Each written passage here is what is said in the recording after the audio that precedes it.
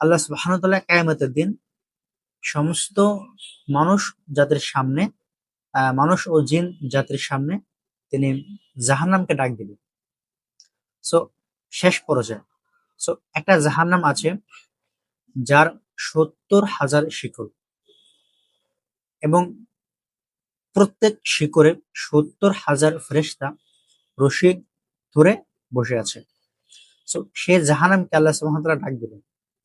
তাহলে একটা জাহান্নাম আছে যে জাহান্নামের ৭০,০০০ শিকল, এবং একটা শিকলে ৭০,০০০ ফেরেশতা রশি ধরে বসে আছে। তার মানে সর্বমোট ৯.৪ মিলিয়ন ফেরেশতা সে জাহান্নামকে ধরে আছে। সো আল্লাহ সুবহানাহু ওয়া তাআলার আদেশে জাহান্নামকে ডাকা হবে।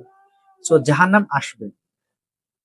জাহান্নাম যখন পাপীদেরকে দেখবে, মানে যারা পাপী, যারা দুর্নীতিবাজ, কিংবা যারা অপরাধী, যারা কাফের, যারা মুশরিক, যারা আল্লাহ সুবহানাহু ওয়া তাআলার ইবাদত করেনি, তার হুকুম ঠিকমতো পালন করেনি।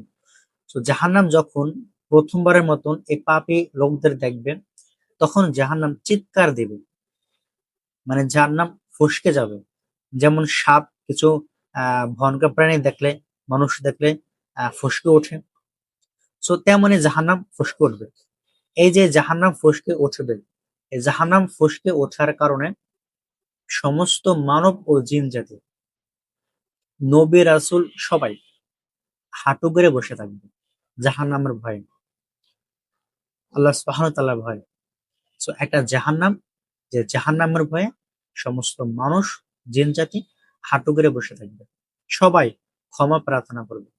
শুধুমাত্র আমাদের প্রিয় নবীজি হযরত মুহাম্মদ মুস্তাফা সাল্লাল্লাহু আলাইহি ওয়াসাল্লাম ব্যতীত সবাই বসে থাকবে জাহান্নামের ভয়ে। তাহলে জাহান্নাম কতটা ভয়ঙ্কর সেটা আমরা জানতে পারি।